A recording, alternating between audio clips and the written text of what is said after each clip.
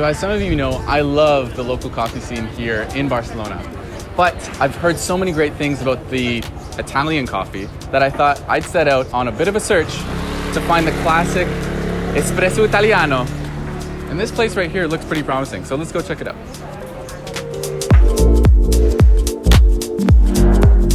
Wow, this is not what I expected.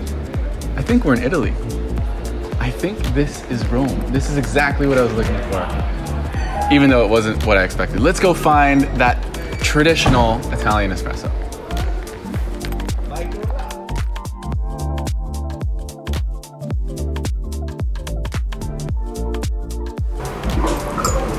So here we are at a classic pizza shop and drinking an espresso. Pretty much every bar is gonna have an espresso machine in it. And I just asked for an espresso, nothing special, not a ristretto, not an Americano, not a cappuccino. And my first response is, it's good, it's fine.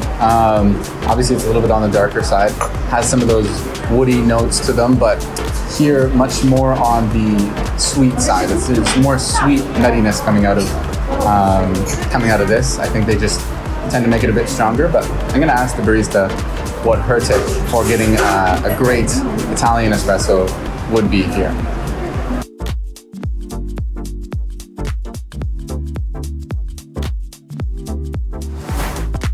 So she just made me another espresso. This is the typical and the traditional Italian ristretto. So what the difference is as you can see, it's much shorter, and we're actually gonna do a taste comparison to the last coffee and see what makes it so special. Oh wow, yeah. That's a little bit more acidic, on the acidic side. It's a bit sweeter as well. I'm just gonna mix it up with my spoon here, but there's not much to mix. And you can basically down it in two sips. But it's definitely more on the, it's more intense, but not super intense, not too much. More on the sweet side, and as she explained just behind the bar, it's very easy. You just grind the coffee, tamp it. These are not the motions that you would use for making coffee. Go like this, put the cup under, and you've got something special like this. So this is a really cool experience. Let's head to the next spot.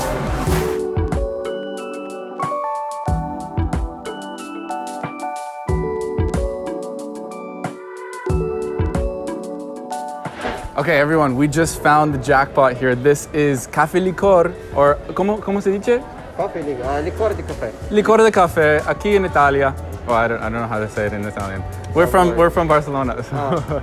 But thank you so much. No worries. Free samples of our. This is also artisanal liqueur, coffee liqueur. Artisanal coffee liqueur. Where is it made? Here in Italy? Yeah, here in Lazio. Here in Lazio, Yeah, in the region. So what makes the liqueur or the Caflicor so special? What's the special ingredient or the special method? The special method, well, it depends as well as the coffee that you use, but I think coffee, of course. And which one is this? For this one, they have the secret ingredients to it, so I don't know, because this one is a small producer. Okay. Only producing this line of coffee liqueur for our stores. It's proprietary information on the coffee. Okay. So I'm gonna say. So we don't know where it comes from, but it's made here in Lazio. Lazio. Okay, let me try. Made by a small producer, only for our store. Okay, let me try this Caflicor. Oh, ciao. Oh wow, that is very good. It's very sweet, first of all. Well, this is really good compared to the Spanish one. I don't know, we might have to do a side-by-side comparison to see, but this is very nice, very sweet, a little bit of acidity. Wow, thank you so much. Try a different one? I mean, different liquor? Oh wow, they have different liquors. No, I think we're good. I think we're good with the coffee. We're gonna stay with coffee for now because otherwise it's gonna be hard to see all we need to see. So this is what they call Appiah Way. This is basically one of the first big roads built here in Rome that they used to use to transport products, the military, and also connect Rome to the south of Italy, where they went to do a lot of conquering. But this was built around 300 BC, I would say, and it's just lined with these different ruins, Roman ruins, and a pretty interesting place. Nice little stop.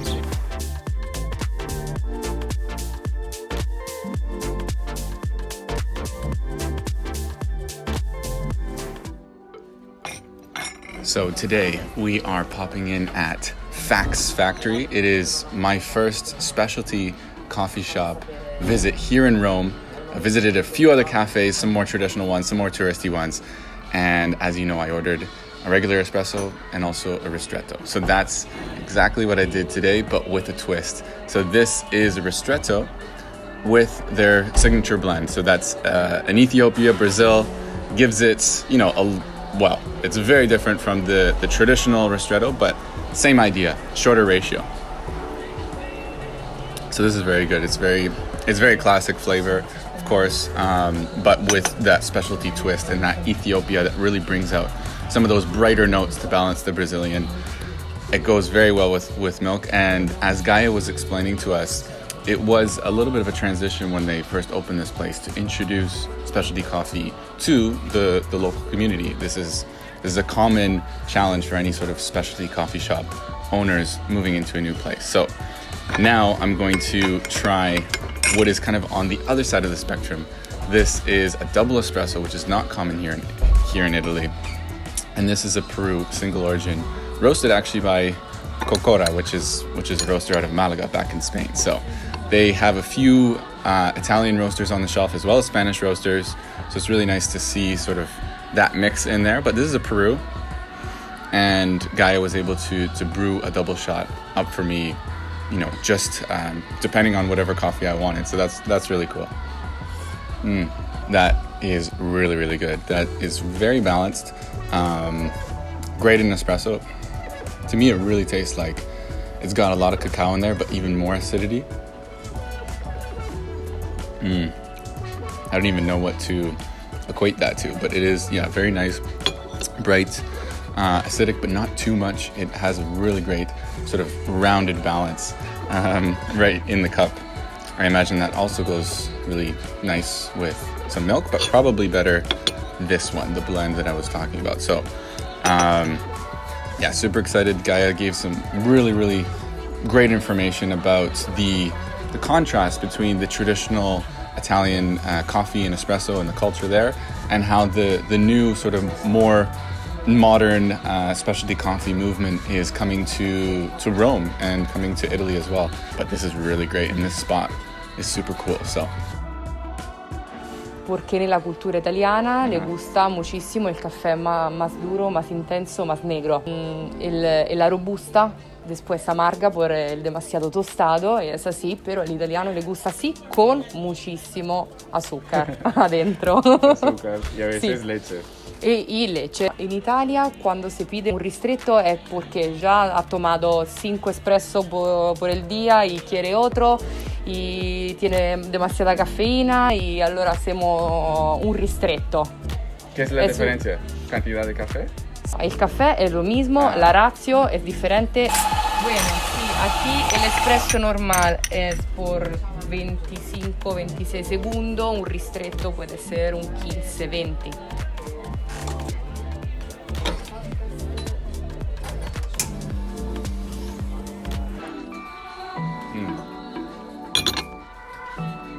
Molto buono.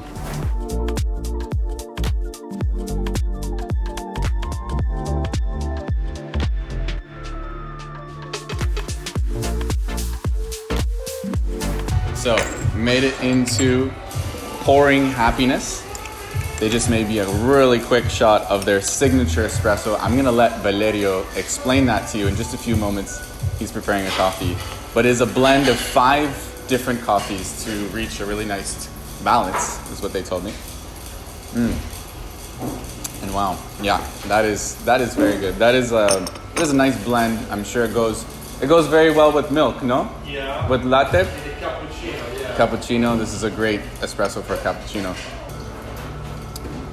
Yeah, it's got very nice notes. It's a little bit more on the acidic side, surprisingly. So very short. It's a very small. It's not a ristretto, but as you said, it goes very well with milk.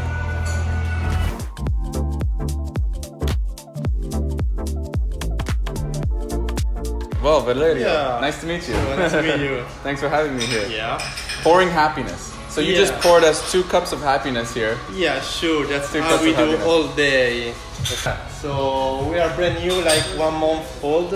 Ah, yeah. How do you say congratulations in Italian? Congratulazioni. Oh, really? Congratulazioni. Congratulazione. It's very similar to English. Yeah. Cheers. Cheers. Salute. Salute. Yeah.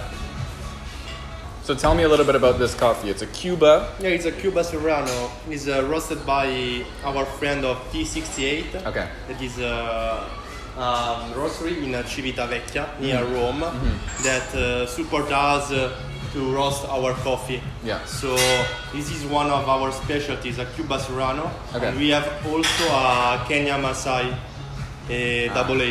In Italia, we used to drink 80% Arabica and 12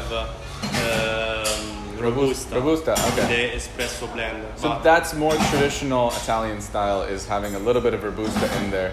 And why is that? Why did the Italians like it like that? I don't know, because we are habit to drink this kind of strong and usually burnt coffee. Right. 100% Arabica is very different for Italian. So for And the- more crema, maybe, with the Robusta. in the Robusta, yes, they used to drink this big and strong cream in the coffee. When you serve 100% Arabica, they usually say, it's not so bold, Right. you know?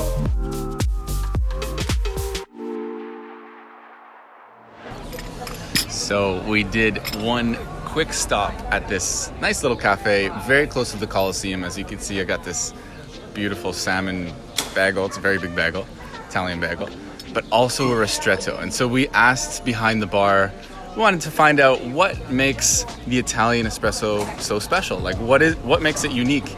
Getting a diversity of different opinions. This one looks like a Ferrari espresso, which is kind of cool. This I ordered ristretto again because I really like it. What the response was more around the pressure of the machine, and also, again, they spoke about the beans themselves, the type of coffee that's used. Answer I've been getting a lot is, a little bit more darker roast, good quality beans, I guess. But the ladies here, they specifically said the pressure in the machine. So, I mean, they're not wrong. They're absolutely right. Espresso was invented here in Italy over 100 years ago. They pioneered the whole concept, and really pressure is a huge part of it. It's why we get such quick coffees out of an espresso machine. But this coffee, it's good. It's a little bit more dry on the tongue, not as acidic. It doesn't have that acidity that I love in the other ristrettos that I've had so far. But it's quite fine. A little bit more on the bitter side. I do taste, I believe, some Robusta in there, which is not a bad thing. It adds a nice amount of crema. Let's keep looking. This is basically the biggest Colosseum, the biggest arena of its time, in the ancient times. So this was built over 2,000 years ago. And what's really cool is they actually used to have kind of a half dome. It's very similar to what we used to call the Sky Dome in downtown Toronto, where they had in our case, the baseball games, and here they just had crazy gladiator games. So a lot of history here, super big, but we can't conclude a trip to Rome without visiting this place and just seeing the history here.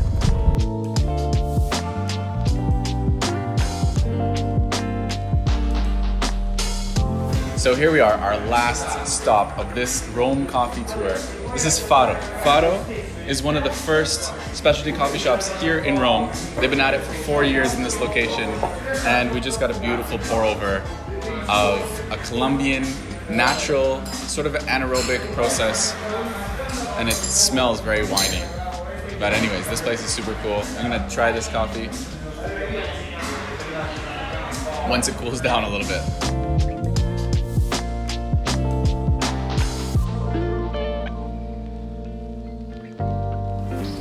And, of course, when in Rome, you always have to make time for pizza.